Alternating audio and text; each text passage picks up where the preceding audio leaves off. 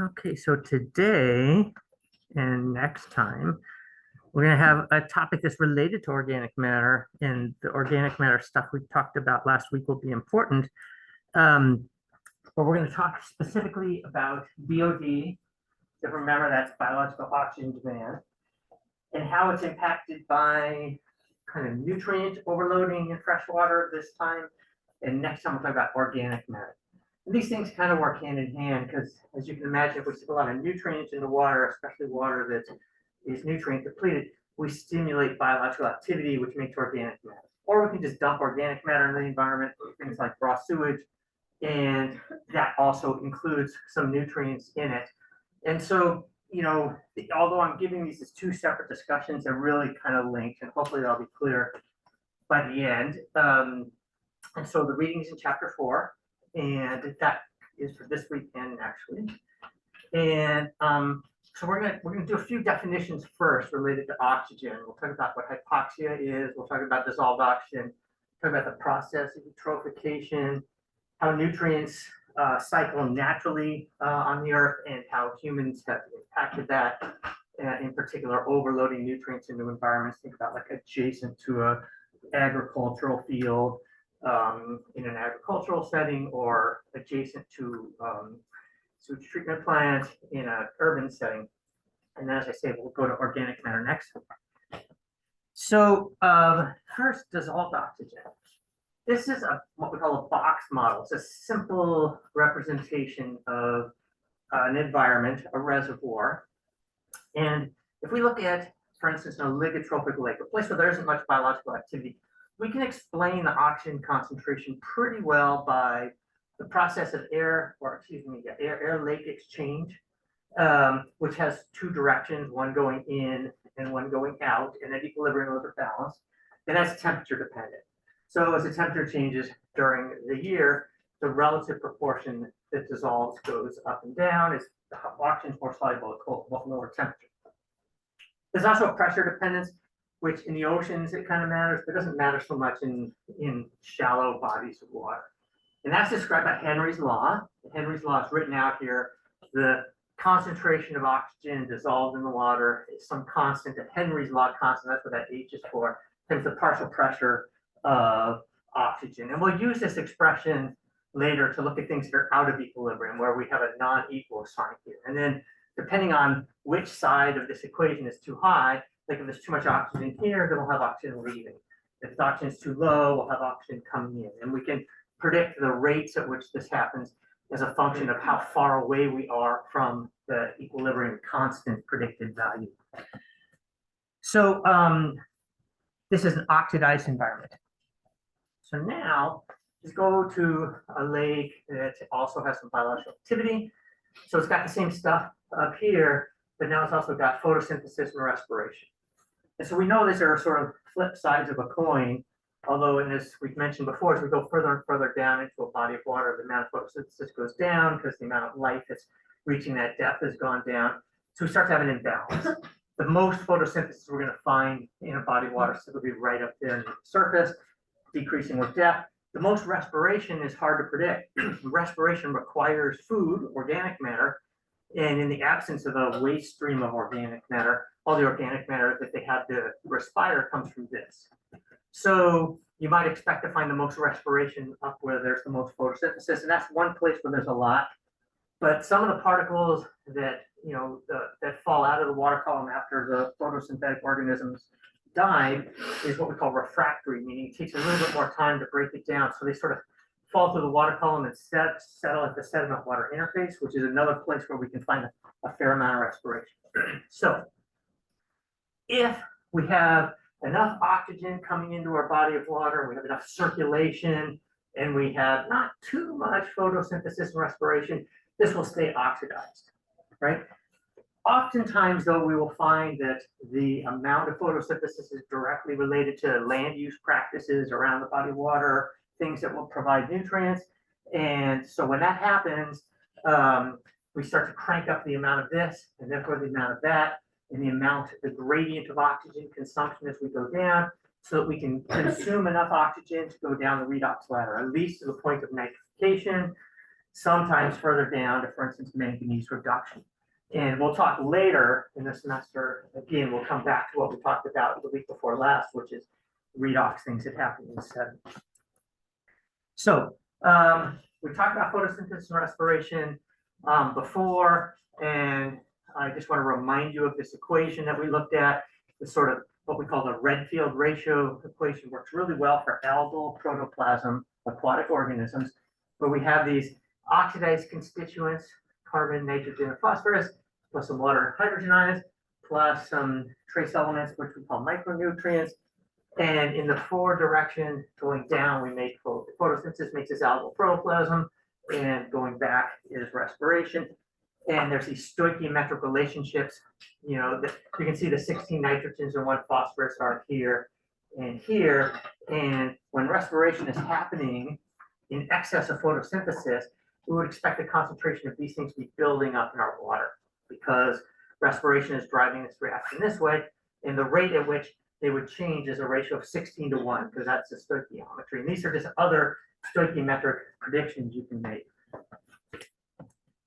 Okay, so now I want to talk about dissolved oxygen. Dissolved oxygen, as we just talked about, is temperature and pressure dependent. This is a thing called a nomogram. And a nomogram allows you to predict how much oxygen you think should be in a body of water at a certain temperature at saturation. And that's always like kind of like a benchmark that we use. We go into an environment and say, well, if the water's touching the atmosphere, it should be in saturation with the atmosphere. So what do we expect for its temperature? And if we see a value that's different than that, then we know that oxygen is being consumed in that environment. And so in essence, this is the percent oxygen saturation coming up through here. So what we do is we draw a line connecting whatever temperature we've measured. Say we measure 20 degrees C, we draw it through the 100 point and see where it intersects the axis. And that's what the oxygen saturation is at that value. So for instance, for 25 degrees C, this median number that you learned at some point, my line isn't perfect, it should be 8.6. That's the amount of oxygen in parts per million that are dissolved in water. And if we were to draw a line for another temperature, then for instance, at 0, right at freezing, you see that we go up to a much higher value, right? And so the higher the temperature, if this extended out, we'd see that we go to lower and lower values, and at lower temperatures, we go to higher values. So as you can imagine, if we define conditions of water that aren't at saturation, meaning they got something less, like hypoxic or anoxic or eutrophic, which are terms we'll review in a moment, the amount of difference relative to 100% depends on the temperature, because the amount of oxygen that is dissolved in water depends on the temperature. So we kind of need to know the temperature. Okay, so here's some terms. Hypoxia means low oxygen, and that is defined as being 2 milligrams per liter. You might say, well, that sounds kind of random, but it turns out it's the value in general for most ecosystems. That's sort of the lowest level where you can still maintain any kind of healthy benthic community. There are some organisms that are sensitive that won't be able to survive at those concentrations, especially large organisms. Many of them start to struggle at values above or below 4, which is at 25 degrees C, you're roughly half of the saturation value, and that's roughly a quarter of the saturation value. So as you can imagine, if you think back to the nomogram situation, 2, which is all the way down here, it's a quarter of the oxygen at 25 degrees C, but it's 1/7, whatever that is, of the oxygen at 0 degrees C. So it takes a lot more oxygen decomposition or consumption to get us all the way down to 2 when we're in really cold water. And in really warm waters, it takes less. And so you can think of, I mean, all the various manifestations of anthropogenic change and global warming. One of them is if we start increasing the temperature of our surface water, if they hold less oxygen, it's easier to make them more hypoxic. Okay, so that's hypoxia, and we can find it in a lot of different environments. We can find it in lakes, we can find it in rivers, we can find it in the coastal ocean, we can find it here in the Alawai Canal. There are places where, because we dropped below 2 milligrams per liter, or per milligram per liter. Yeah, we don't have much biological activity, and they can often be called sort of dead zones. They're not dead zones. There are other organisms that can live there, especially redox ladder organisms, but most of the macrofauna are gone. So this is a problem in a lot of areas that we'll talk about, primarily areas that receive a large flux of nutrients or a large flux of organic matter, because both of those are BOD, right? BOD is this thing that draws sun. So this other term, anoxia, that's a complete lack of oxygen, meaning 0 milligrams per liter, and that's when we really go down the redox ladder. And then these two terms, which will become important today, eutrophic and oligotrophic, we've talked about them both before, but I just want to give you the definition. A eutrophic body of water has oxygen less than 10% of the saturation value at a given T. So it's a little bit complicated because this earlier definition that people use in the environmental literature a lot depends on the temperature. So it's a little more complicated because as we look at those temperature profiles in the lakes earlier in the semester, you saw that the concentration of oxygen, since it varies on the basis of temperature, we have to understand the temperature profile as well to use this definition. Oligotrophic is basically 25% or more of the saturation value, which is basically this at 25 degrees C, right? It's actually whatever, 2.15. So that's kind of where these terms come from or how they relate back to this, but at a much colder situation, ironically, the cutoff for oligotrophic is higher because it's as a fraction of the saturation value. In a warmer temperature, the oligotrophic cutoff is lower. So most people prefer to use hypoxia as the definition these days, but these imply processes that is why they're still kind of in the literature and people use them. Okay, so now let's just think a little bit about how nutrients get to a landscape. And we talked before about looking at waters in a watershed, thinking about the rain and how much lands on the landscape and then how much additional chemicals are acquired by water as it flows through a flow path. It turns out that for the atmosphere, even though we got a lot of nitrogen, it's our most dominant form of nitrogen, it's mostly N2, and N2 doesn't really participate as a nutrient in these cycles. And so we kind of set it aside because it's not really involved. The kinds of nitrogen that are involved are what we call fixed nitrogen. So something called NOx, which is just nitrogen with some amount of oxygen. The most common ones are NO, N2O, NO2, and N2O5. We'll talk about all those oxidation states later in the semester when we talk about photochemical smog, but they're oxidized forms of nitrogen. We also have one reduced form of nitrogen, which is ammonia. And so you can find these in the atmosphere, but in really small amounts, not enough that's significant to affect the concentration in a watershed. And the primary anthropogenic source of NOx are lightning strikes, which makes a little bit in a very fleeting way, or forest fires, very large ones can do it. Now, phosphorus doesn't have any gaseous forms. So we find phosphorus in the atmosphere in very, very small amounts in insoluble inorganic particulates that kind of came up from the land surface. So again, the amount of nitrogen and phosphorus that comes to the land surface from rain is really small. We can measure it. And if you're over in an agricultural area, you can see enhanced amount of nitrogen or phosphorus. It's still a really small component compared to other things happening on the land surface, but we can look at it and see what it is. So it turns out that in marine rain, nitrogen and phosphorus really are basically zero. In terrestrial rain, depending on what's happening in the land, we can find a little bit, but it's still relatively low. Oh, that's weird. There's supposed to be a plot here. It's weird. You can see it when we do it like that. And oh, there. That's interesting, isn't it? Okay, so this is two contour maps, just like we looked at for sodium and fluorine and other elements across North America, one from 1955 and one from 1980, and they are concentrations of nitrate in rain. And these are all very, very low, but you can see bigger amounts in the agricultural west in the early days, and then bigger amounts in the kind of northeast in later days. And even though you might think that this is mostly driven by like Central Valley, California agriculture, if you look carefully, this is like a plume that points right to LA. So what that really is automobile exhaust.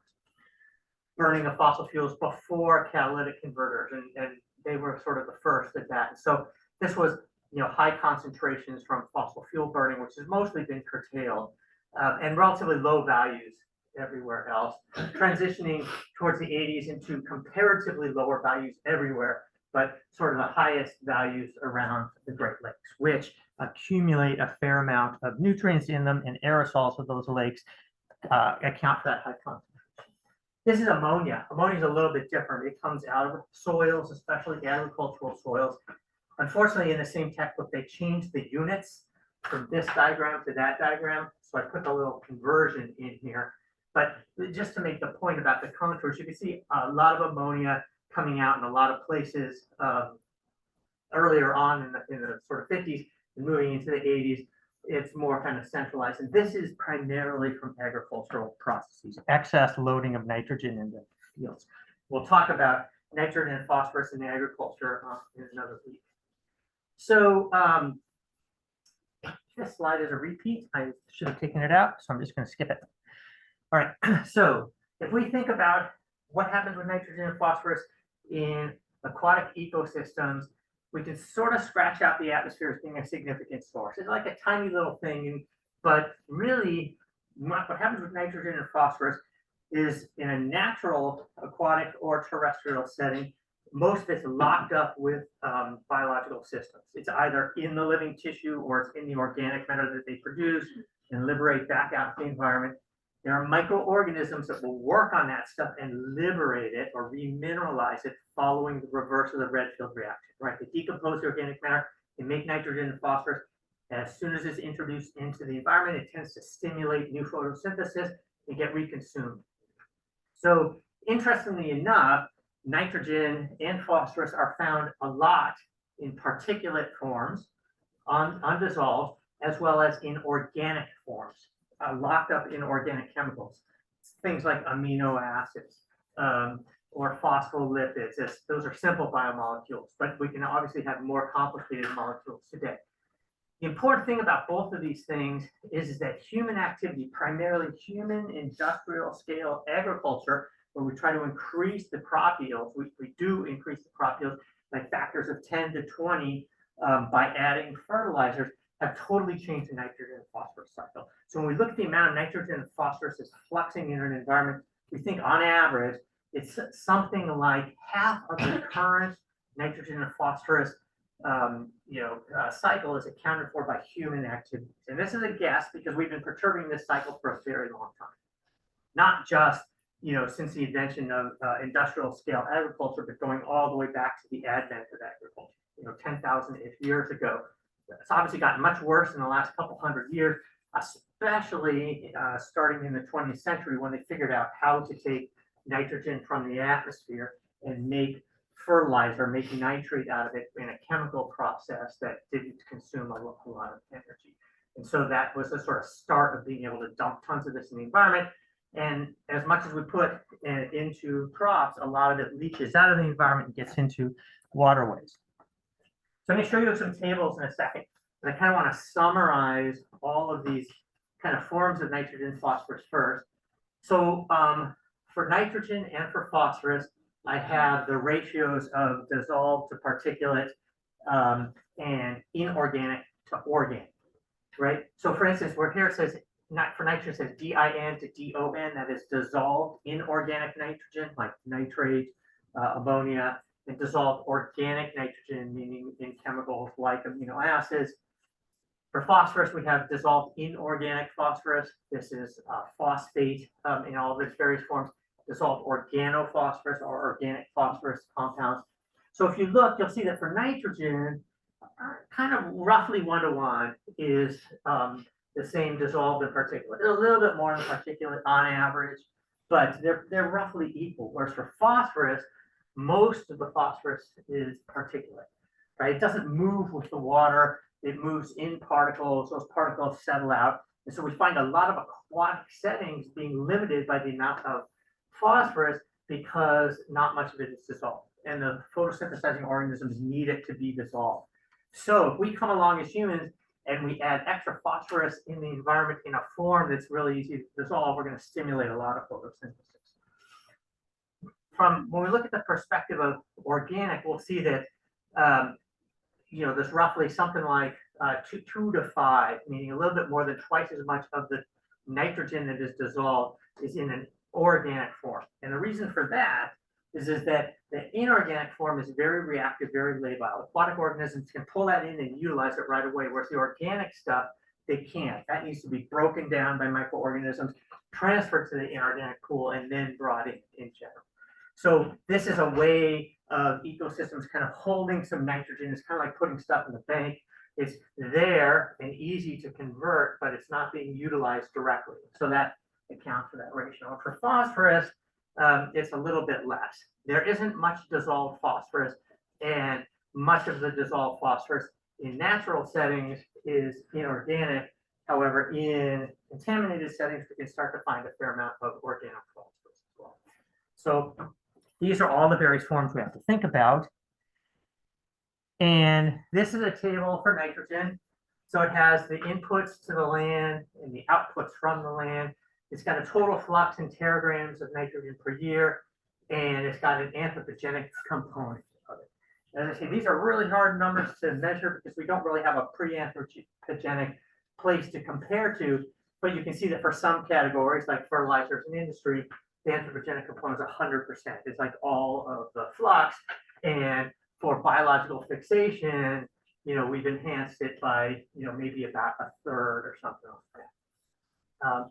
And the same thing with the land outputs. You can see that the amount of nitrogen that's coming out of rivers into the sea, something on the order of a half or so is from human activities.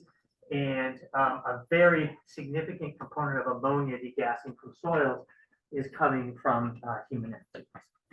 This next table just looks at the relative organic and inorganic forms. And this is the stuff that was summarized 2 slides ago, just the relative proportion that is inorganic and organic and dissolved in particulate. So I'm not going to review it again. It's just the numbers. This is phosphorus. It has kind of the content of those last 2 tables and equivalent here.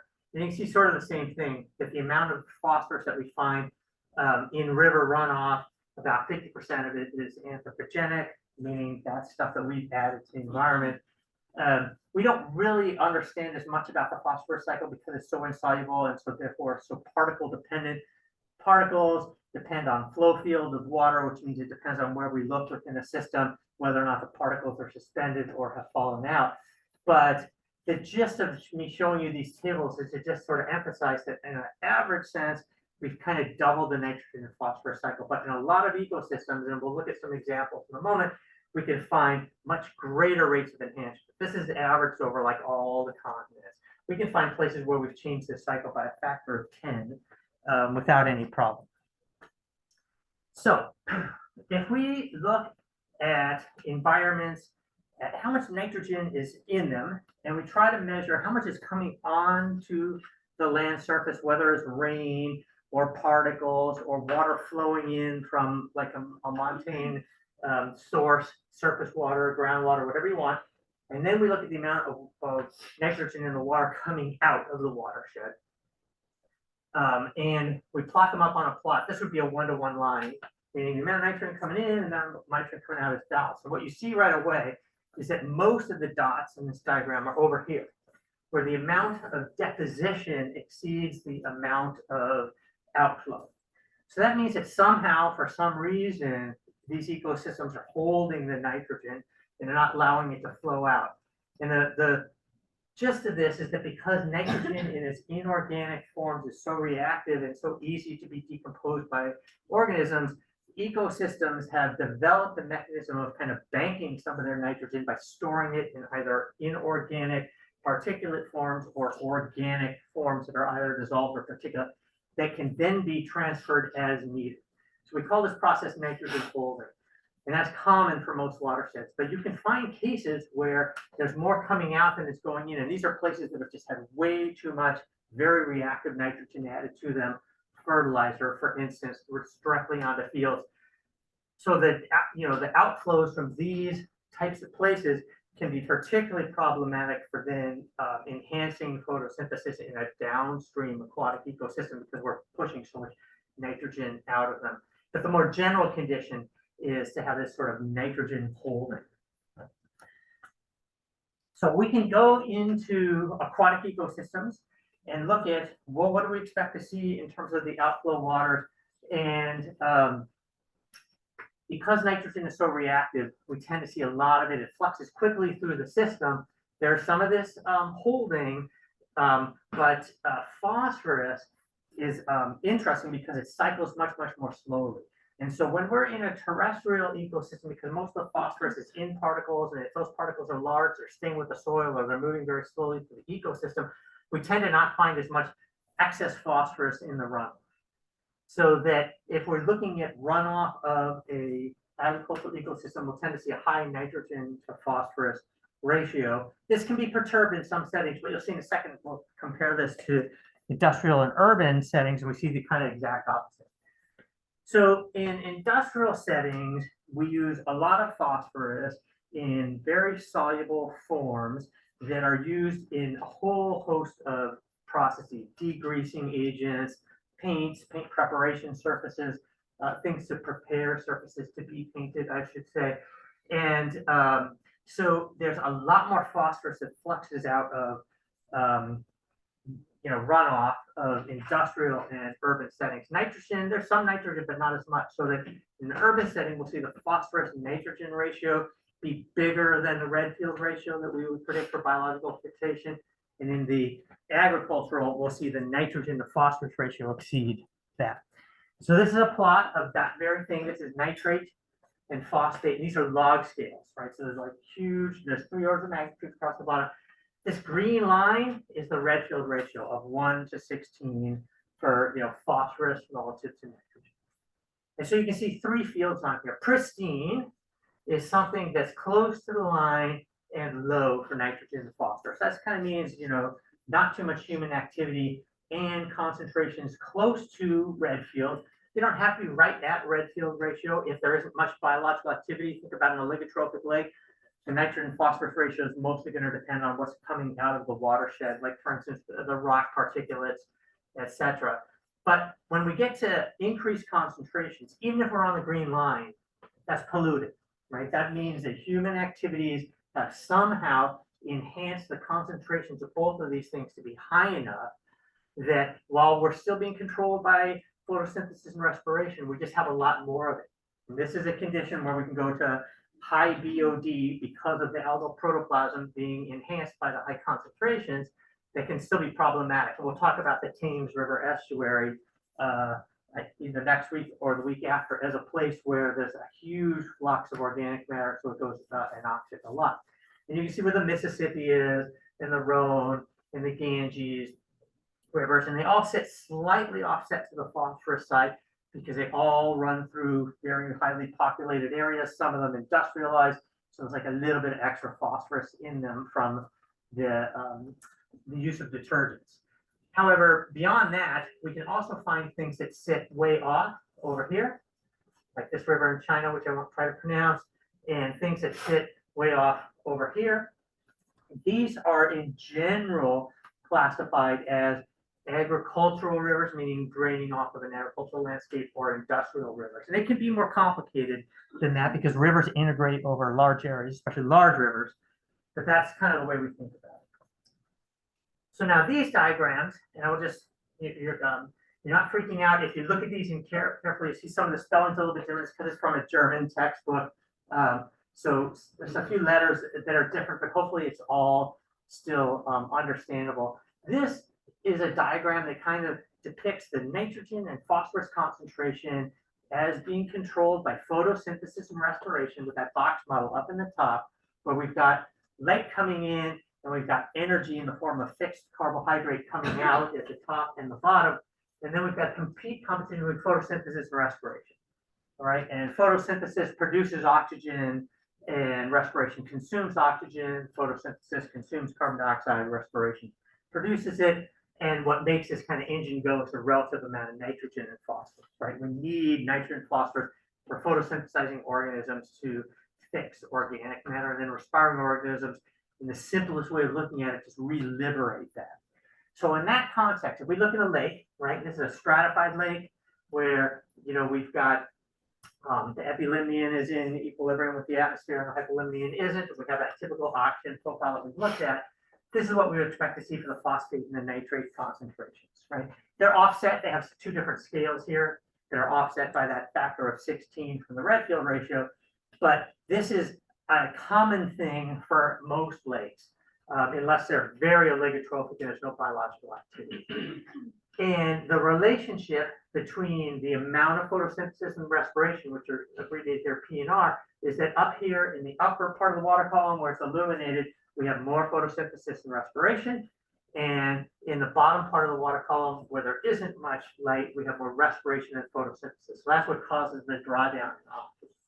And we could plot if we go out there and sample water from various depths of the lake and at different times of the year, and measure the concentrations of oxygen, nitrogen, and phosphorus, and compare them to some reference value, the value that we find at the surface, and then plot up what we call the delta, meaning the difference between surface water that we find, here, here, here, here with depth. When we plot them up, we find generally these very simple relationships, which have slopes from the Redfield ratio, right? And when you can look up what these slopes are from that early slide I showed you, but for instance, nitrogen to phosphorus has a ratio of 16. So that slope is going to be 16 to 1. Change in oxygen over the change in nitrogen is 138 over 16, which works out to be about 9. So that's why it says the 9 there. And so this is a positive correlation because nitrogen and phosphorus on the same side of the equation, right? They're either consumed or produced together. This is an inverse correlation because oxygen is consumed in respiration while nitrogen is liberated by respiration. So oxygen goes down while nitrogen goes up, or vice versa. Nitrogen is consumed during photosynthesis while oxygen is produced. So this is something we can see pretty easily in lakes because they stratify.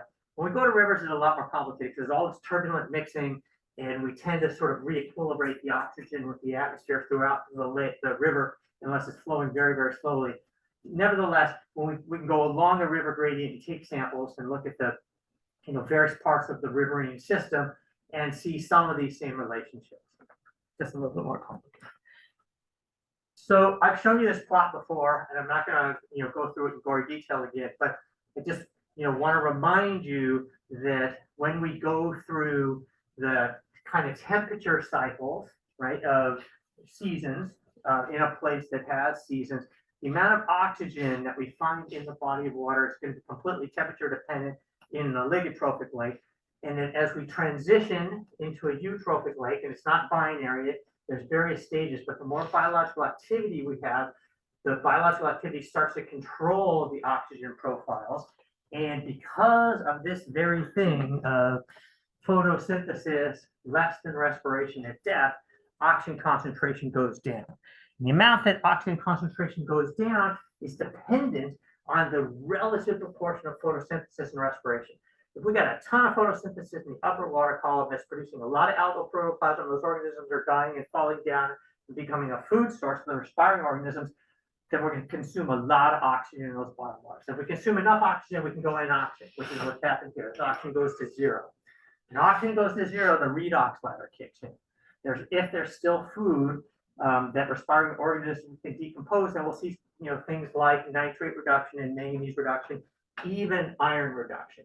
And when that happens, these lakes very quickly go through a series of predicted events that cause them to essentially die. They're unrecoverable.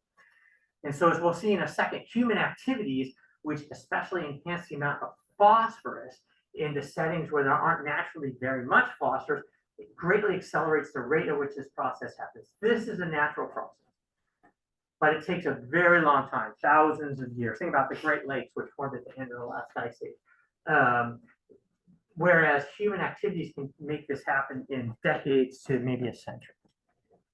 So these are just some data for a lake, Lake Zurich, and kind of showing you how you go out there and you make a bunch of measurements at different times of the year and at different depths, and then you plot them up. And they're not quite as clean as the hypothetical diagrams predict, but they're pretty clean. And these are the Redfield ratio lines that you can see on it.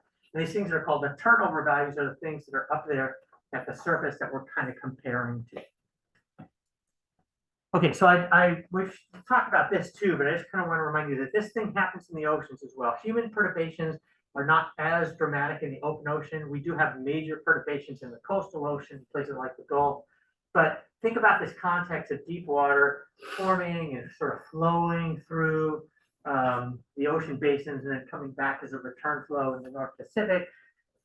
We've got this big long water column, 4 kilometers on average. Photosynthesis extends down to maybe 100, maybe 150 meters in most places, 200 meters in very rare occasions.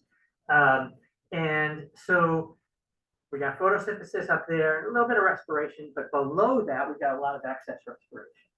And so that excess respiration remineralizes the nitrogen and the phosphorus. And so we move along this flow path, what we find is that the nitrogen and phosphorus in the deeper waters increases and the oxygen concentration goes down.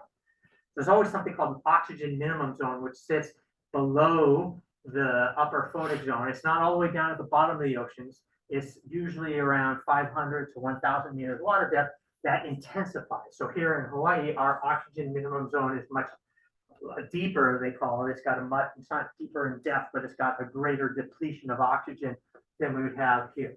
That's because the waters that first sink down still carry a lot of that atmospheric memory of oxygen. So if we take waters from around the world and we plot them up, and this is a plot of phosphorus and nitrogen, there's also carbon on here. What we tend to find, again, because there's this temperature dependence on the oxygen concentration, the oxygen is controlling the photosynthesis and the respiration, that when we kind of go through the cycle here, this is mean ocean water up here, and we tend to see cold surface waters in the Atlantic being very low because a lot of photosynthesis is consuming the nitrogen and phosphorus.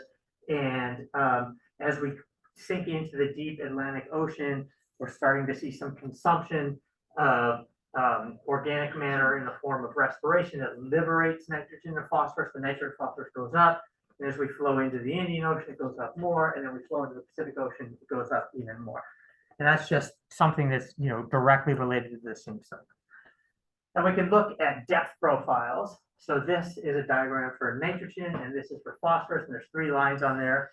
This is now measuring with depth, just like you would do in a lake.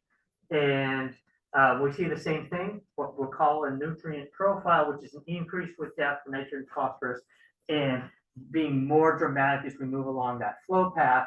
So you can see in the Atlantic, we're starting to see the shallow water increase, but the deeper water is still lower because the deeper water is kind of flowing beneath the shallow water, the zone where the remineralization is happening. But by the time we get those waters flow all the way into the Pacific, we see a more uniform increase. And this is just nitrogen and phosphorus in a whole bunch of seawater with that slope of 16 on there. This is in fact from the diagram from the 70s that set out to kind of prove, does the Redfield ratio work? And it pretty much works, plus minus a little bit. And so just remember, these numbers are averages when we say 16 to 1. It might not be exactly 16 to 1, but it's close. So in lakes, we don't see that quite as straightforward, and because we have a lot more sources of nitrogen and phosphorus. Once you get into the open ocean, there's no more runoff coming off the land, and the only sort of new import comes from particles, and those particles, they can represent a significant amount in a few places, but for most of the ocean, the winds are not strong enough to carry particles to the open ocean, and so we don't see much perturbation. Whereas on land, you have all sorts of particles, especially anthropogenic particles, that can affect the relative proportions of carbon, nitrogen, and phosphorus. So that's why when we plot up lake data, sometimes it looks a little bit more complicated because we have these other sources. So now the next kind of related thing to all of this is the discussion of, what is nutrient limitation? Nutrient limitation is just like it sounds, the concentration of a nutrient element. In this case, we're just talking about nitrogen and phosphorus. Later in the semester, we'll include micronutrients. But if one or another is not present in a high enough concentration to support a certain amount of photosynthesis, then that limits the amount of photosynthesis that can happen. And the general thinking is that because of solubility issues, phosphorus is the limiting nutrient in bodies of water because most of it is in particulate form.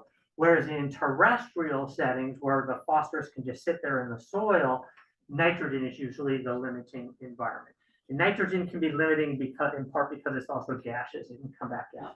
So in lakes, we tend to find phosphorus limiting. Now, interestingly enough, in a lot of the ocean, we can find nitrogen limiting in various locations as well, which we're not going to really talk about right now. But in any event, there's this kind of stoichiometric relationship that gives us kind of a simple idea of deciding what's limiting in what cases. And why do we care? We care because if a certain nutrient is limiting photosynthesis and we add more of that nutrient, then we're going to enhance photosynthesis. And that's essentially what happens when we go from oligotrophic to eutrophic.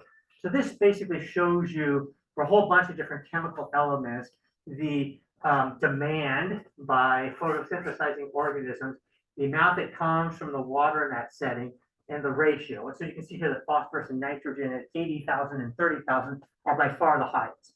So it doesn't mean you can't find a microenvironment or a whole ecosystem where iron is limiting, or magnesium, because those can be limiting as well, depending on what's in the soil particles. And we'll talk about that topic later in the semester. But in general, especially in aquatic ecosystems, there really isn't anything else that's even close to nitrogen and phosphorus as being limiting on the amount of photosynthesis because the demand is so much higher.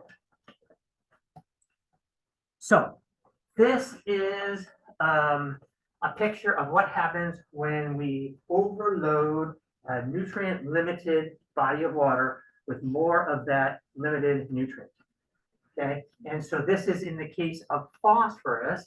If we add extra phosphorus, and this can be by, in this case, it's an experimental lake, but in the case of sort of like average human activities, this reached a peak in the 70s, where we're all using a lot of phosphorus in our laundry detergent, for instance. My very first science fair project when I was a kid was on the effect of eutrophication and what happened with goldfish and different concentrations of phosphorus in the water. And so this was recognized in the sort of 70s, were this period of time where we realized all these environmental problems, ozone hole, acid rain, DDT, eutrophication. That's when the EPA was basically started. And this one is something that we've, controlled it a little bit. There's a lot less phosphorus and a lot less kind of processes or products that we all buy. So urban phosphorus has gone down, but industrial phosphorus is still relatively high. And so when we do these things where we make waste streams with a lot of phosphorus that's soluble, which is in natural settings, there isn't much of it, we release that in the environment, it causes over-fertilization. And this leads to something that we call cultural eutrophication, right? It's still eutrophication, but it's enhanced by humans. And it's sort of makes it sound kind of nice, but it's not. There's nothing nice about cultural eutrophication. And this is an example. This is 2 lakes in upstate New York. One of them stimulated by phosphorus for 26 years. Not a lot, just like a little bit of phosphorus to see like the rate at which the lake would go eutrophic. And the reason it looks so kind of greenish brown is because it's just filled in with algae. There's just that very high biomass. And in the surface waters, it's oxygenated. It's exchanging with the atmosphere, and we've got photosynthesizing organisms. There may be a flux of oxygen out. But what happens is that in the bottom waters, where the light can't penetrate, and as you can imagine, the cloudier we make the water, the less light can reach the bottom waters. When these organisms die, they get respired. And when they get respired, they consume oxygen. And so in the eutrophic lake, the bottom waters, because we have such a fertilized situation in the upper waters, become very oxygen depleted. And this is, devastating for aquatic ecosystems.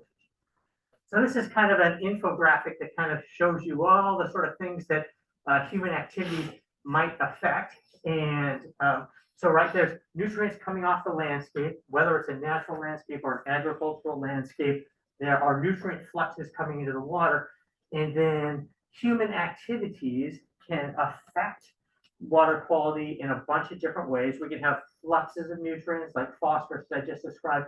We can have fluxes of particulates coming off the water, off the land surface, for instance, if we deforest or even just simply landscape, we can start to get more particulates. More particulates limits the depth to which light can get down in the water column, all of which enhances the amount respiration over photosynthesis can happen in deep water. We even have thermal pollution in cases where we're heating water. And it doesn't have to be in a power plant. It could just be water that's interacting with asphalt surfaces. It's hot. And so when it goes back into the water, it's warmer. When it's warmer, it holds less oxygen. So all of these things contribute to limiting the ability of deep waters to hold oxygen, which enhances their ability to go eutrophic, which is oxygen less than 10% of saturation. So this is just a few more examples. This is a lake that was divided by a curtain, again, in upstate New York, and one side fertilized, one side not. And part of the reason this is done is to figure out, well, how much phosphorus over how much time can be added into a lake and not have it go eutrophic, right? So there's all these sort of lakes all over the place in upstate New York. I don't know why they picked this area, but there's a lot of little lakes where they can sort of calculate fluxes and then sort of try to figure out what's an acceptable amount of phosphorus. And this is, of course, a small eutrophic lake adjacent to heavily landscaped area in Florida. And you can see all this filamentous algae living in the water. And at times of year, those can smell pretty bad. So now that brings up this idea of life cycles of lakes, right? If we think about a lake, not a man-made reservoir, but a real natural lake, when it's first formed by whatever process trapped water in it, it could be glacial, it could be a landslide, they usually begin sort of their early years with nutrient poor, very clear, high oxygen concentrations that are controlled primarily by the inorganic solubility, the temperature-dependent solubility. And these are the oligotrophic things. And over time, meaning over centuries to millennia, they slowly start to build up nitrogen and phosphorus, and they start to have more photosynthesis, more respiration, more algal biomass, and we start to see that difference, the depletion of oxygen in the bottom waters. And over some period of time, presumably millennia, the lake will eventually, kind of a one-way path, develop the condition of eutrophication. And when that happens, they tend to sort of fill in with sediments very, very quickly. And then, you would find a pasture with organic rich sediments in its place. So these are the terms, oligotrophic and eutrophic we've talked about before. There's an intermediate term called mesotrophic, where the oxygen is somewhere in between those other two. And this is, like I say, a natural consequence. How fast that happens, right, depends a lot on how big is the lake. What is its aspect ratio? Is it really deep, or is it relatively shallow? How often does it overturn? How many nutrients are coming into the lake as a function of what's happening in the watershed and so forth? But we know that there are lakes that can last for 10,000 years and not go eutrophic, right? And again, I bring up the example of the Great Lakes. They're kind of an extreme example because they're very, very large. And as we'll see at the end of the day, Lake Erie is like on the edge of going eutrophic, but that's only because of human activities. It probably wouldn't be if it weren't for us. But at least millennia, typically, right? Some small little pond, maybe not, but that's kind of the time scale that we're talking about. So we can calculate some stuff about how this happens by thinking about something that we call the relative residence time of a chemical in a body of water relative to the water. Right, so we talked about residence time before. Remember, we had this lake. We said, oh, water stays there 17 years. So if we look at the dissolved chemical in the lake and we calculate its residence time, if its residence time is the same as the residence time of the water, right? We call it the relative residence time of chemical I, is moving with the water, right? The water's coming through, it's going out, it's coming in, and the element isn't changing in concentration. It's moving at the rate of the water. But if we find a chemical that has a relative residence time that's greater than the residence time of the water, somehow the lake is holding that chemical, it's building up. And phosphorus and nitrogen are in that category. We can also have chemicals that flux through a body of water faster than the water itself. These are usually like dissolved gases, right? As the temperature goes up, the gases can degas and come out. And so I've basically shown you a simple way of calculating relative residence time, which is the ratio of the residence time of some chemical I over the residence time of the water. And so I've written that out here. Like up here in the yellow box is the equation for the residence time of I. It's the concentration or grams of I over the flux of I per unit time. And down here in the blue box is the residence time of water, which is the volume of water over the flux of water over time. But now if you kind of change what you're looking at, instead of looking at the yellow box and the red box, I've drawn this green and this red box, which is basically if we deconvolve these equations and we take the amount of I over the amount of water in the lake, the green thing, that's just the concentration of I in the lake. And if we take the rate of change of I over the rate of change of water, that is essentially the rate of change of the chemical either coming into or going out of the lake at steady state.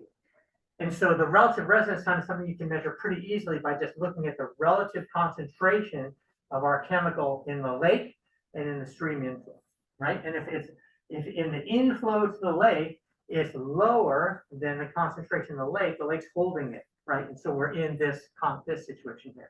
Nitrogen and phosphorus are in this condition, and that's just part of the reason for all those experimental lakes. It's not always the same exact ratio because the ratio in the residence time depends on the dynamics of the lake. And so this is why if you're a watershed manager, you kind of want to understand, well, how much phosphorus am I allowed to have come into my lake before it goes eutrophic? You can use this kind of consideration. So just a little bit more about what happens during eutrophication. The body of water becomes a lot less shallow because all of that fertilized algal protoplasm being produced in the upper water column that falls down. Some of it gets decomposed, respired, but some of it doesn't. So over time, the body of water gets shallower and shallower and shallower, fills in with sediment, right? Whether it's natural or cultural, but you can see the time scale here, the difference, of like a factor of 10 when humans are doing the thing. Another kind of interesting thing is how this relates to the redox ladder. So in an allogatrophic lake where the bottom waters are oxygenated, we don't go down the redox ladder. All of our other redox ladder species like manganese and iron and sulfur are in their oxidized forms. So it turns out that when there's iron 3, the oxidized form of iron present, it binds with phosphorus to make a mineral called divianite, which goes into the sediments. So this is one natural way of kind of limiting the phosphorus buildup in a lake. But if we get to this point where oxygen concentration goes low, we go down the redox ladder and our iron 3 gets reduced to iron 2, then the ability of iron 2, which is water soluble to hold phosphorus, goes away and the phosphorus comes back out of the sediments. So when the lake gets to a certain point where the oxygen concentration gets very low, not only do we keep phosphorus in the water and it starts to build up, but we get a big slug of it coming back out of the sediments. And so the next time it overturns, we put all that extra phosphorus up in the water column, and that's what causes this kind of process of huge biological productivity and sediment inflow to happen. So you reach a tipping point and it's hard to come back. And I just remind you of these depth profiles that we looked at the week before last. This is in sediments in the bottom water of a lake, and you can see the effect of nitrate reduction, manganese reduction, and iron reduction. So the iron reduction is the lowest electrode potential. It takes a fair amount of effort, but in eutrophic lakes, this happens, and that liberates phosphorus, even though phosphorus itself is not redox sensitive. So it's just another infographic that describes a little bit more about the kinds of processes that put phosphorus into water and cause eutrophication. And you can see, you can read it for yourself, but there's, the kind of discharge of phosphate chemicals directly, discharge from sewage treatment plants, discharges from combustion, discharges from feedlots, runoff from construction. There are a lot of different sources of either dissolved or particulate forms that can get into a body of water. And in many cases, there isn't any one smoking gun, right? It could be cumulative across a whole variety of processes, especially if we're looking at complicated watersheds like the Mississippi River watershed, where water is transferring from one municipality to another, and carrying with it a legacy of chemicals. So the next thing I kind of want to show you is what we call a box model, which is something that a very simple model, probably too simple, but at least it's a start to think about how much phosphorus could you load into an environment and not have it go eutrophic.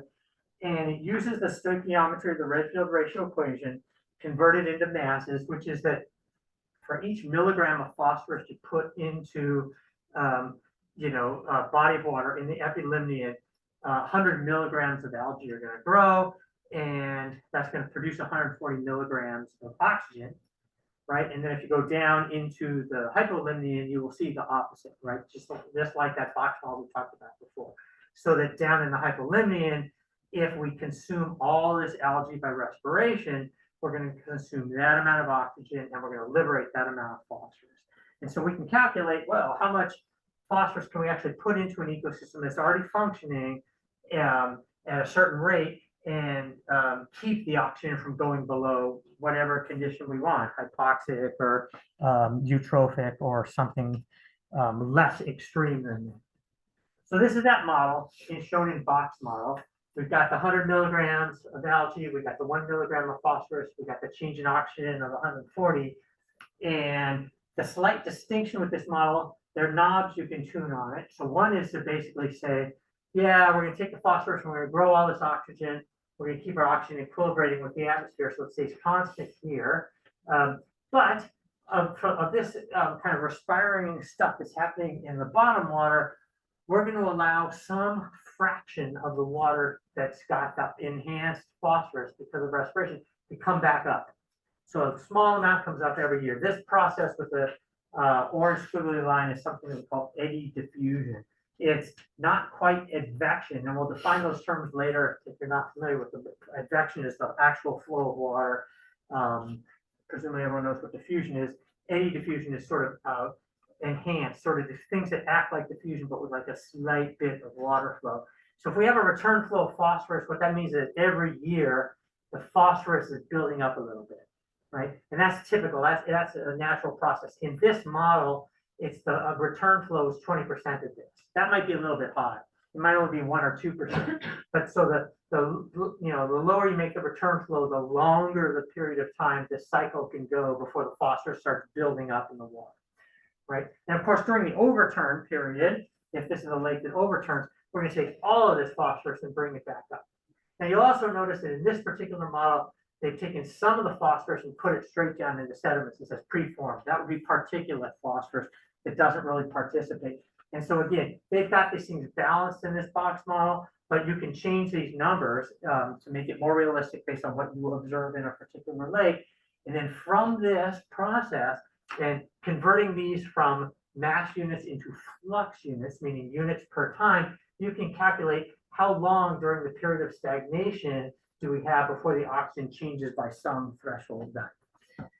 And that's shown on this equation. The change of oxygen in the hypolimnion is going to be related to this stoichiometric ratio of oxygen to phosphorus times essentially how long is the lake stagnating, how deep is the hypolimnion in meters, and how much phosphorus is coming into the lake in milligrams per year.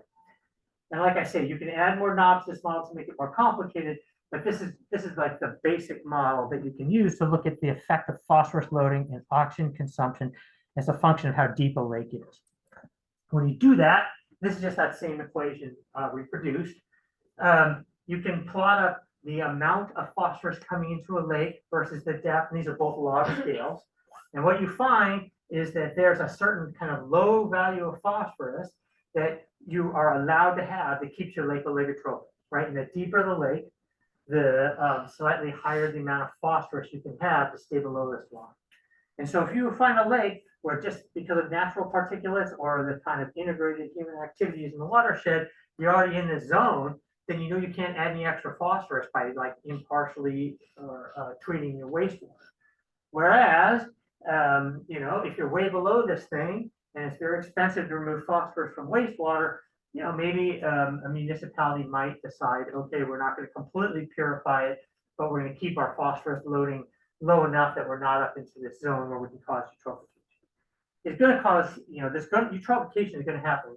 It's inevitable in pretty much every body of water. It's a question of how much are we willing to enhance that rate by human activities. This is just another way of looking at this, where we just plotted it up by this Q ratio, which is basically the depth over the residence time of the water.